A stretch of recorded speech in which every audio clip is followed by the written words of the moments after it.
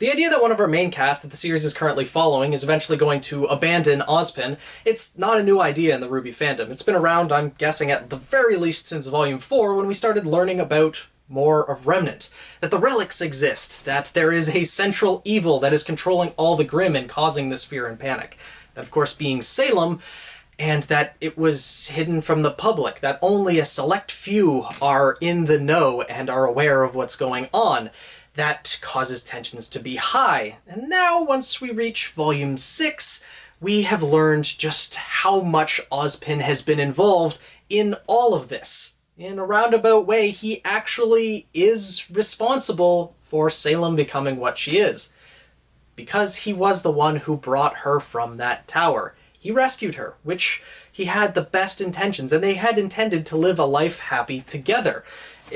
He did nothing wrong. I don't blame Ozpin or Salem for anything that happened up until that point.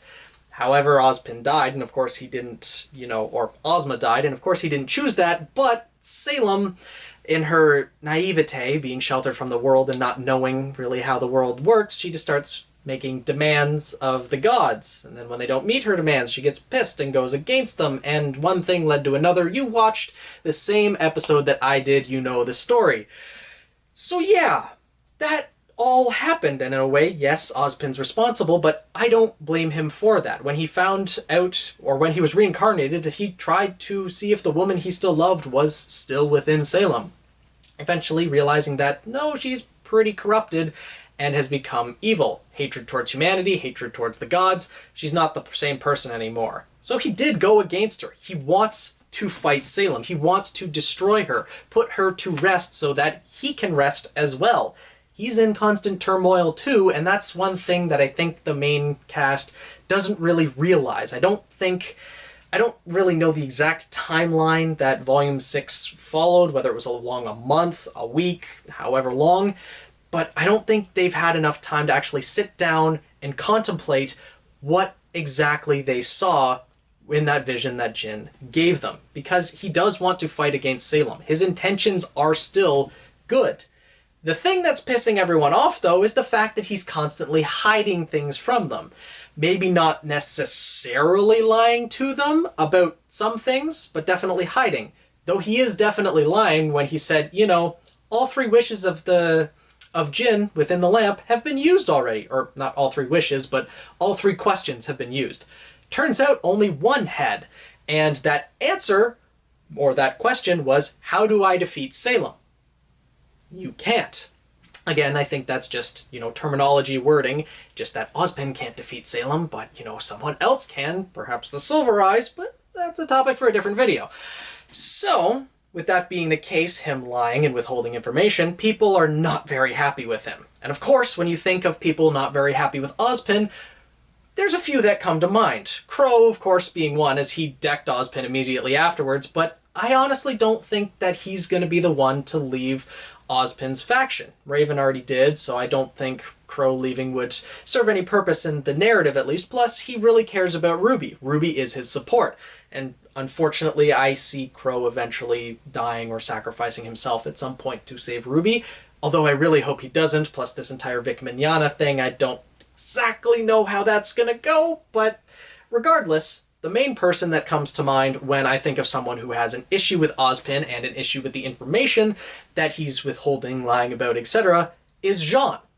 He is someone that back in Volume 4, when Crow revealed to Team Ranger about the relics and the existence or some of the truth about the world, Jean was the one who took it the hardest. And of course he did, because of Pyrrha. The person that he loved. He saw Ozpin, or he sees it as though Ozpin convinced her to become the Fall Maiden, that he pushed her to do that, and ultimately led to her death. Although he did come to terms with that in Volume 6, that, she knew she couldn't win, but she knew she was the only one who could try. Because, as we saw back in Volume 2, Volume 3, her skill level is far above her peers. She was the only student that had a shot. And she did put up a pretty good fight, as we saw in the final episodes of Volume 3, but still it was not enough to overcome the maiden powers. Jean did come to terms with that, but then Ozpin still lied about everything else, or at least withheld the information. And, you know, to the point that he threw Oscar up against a wall. And yes, he did apologize for that, but to Oscar. I don't think he was necessarily apologizing to Ozpin. And since we have a hint at the end of Volume 6 that Ozpin did kind of help Oscar land that plane, I think Ozpin's going to return in Volume 7, Volume 8, hopefully to get a chance to explain himself, as he didn't have that chance. I still think even after that explanation, Jean is not going to be satisfied with it. That he's going to abandon Ozpin, that he's going to leave him. I don't necessarily think that Jean is going to actually abandon the mission to defeat Salem. Knowing that all of this information, that Salem exists and that there is an evil that needs to be defeated, I think he's going to leave but follow his own path to try to achieve that. And if Jean leaves, I think also Ren and Nora might as well, to keep Team Juniper, or what remains of Team Juniper, together. And frankly, I kind of like that storyline, that they might be the first to branch off and head to Vacuo. Also kind of fits with this theory that the Relic of Destruction being in Vacuo will eventually end up being combined with Jean's sword in some way, and that Jean will become similar to his ancestor, who was a knight that fought in the Great War, and that his sword is a relic of that. You know, also with the theory that Ozpin, or the King of Vale, who wielded the sword and felled so many people, was wielding a sword of destruction, similar to Vacuo's crest symbol, whatever you want to call it.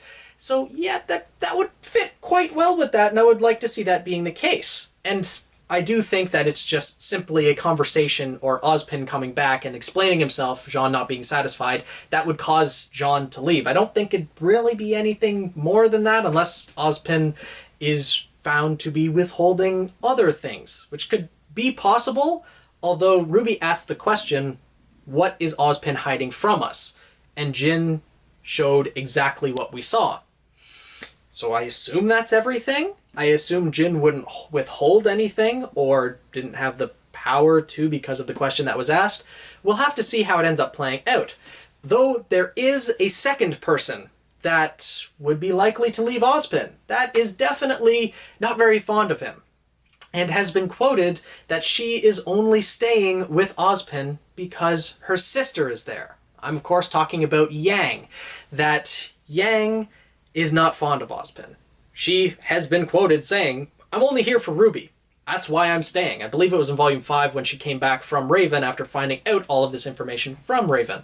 And that would kind of be, I don't want to say fitting, but it would fit the role that Team RWBY is kind of following in the footsteps of Team Stark. Hopefully that doesn't necessarily happen, because that'd mean at least one of them will die, and then one of them will leave the team.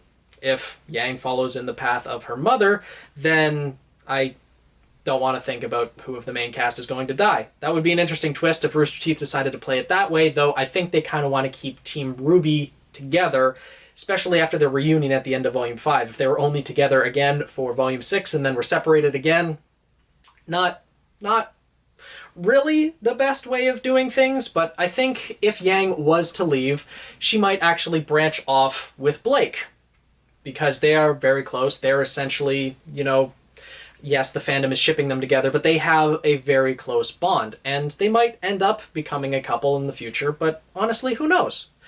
They do have a close bond, and especially after Yang coming to Blake's defense, going through the entire thing with Adam, I believe that if Yang was to leave, Blake would go with her, and I think they'd all come back to the group later on after talking things out and coming to some conclusions. Plus also Ruby's going to be following Weiss with the entire Atlas arc and dealing with Weiss's family, her father, everything that's going to come about in Atlas because of that. So, you know, let me know what you guys think as to what's going to happen in Volume 7, Volume 8, when it comes to Ozpin's relation with the entire group. Also, you know, Oscar's mind might end up melding with Ozpin's if it already hasn't started. And if there's any other characters you think might actually end up abandoning Ozpin. I don't think it's going to be RWBY. Weiss hasn't really given that much of an opinion on Ozpin, to be honest.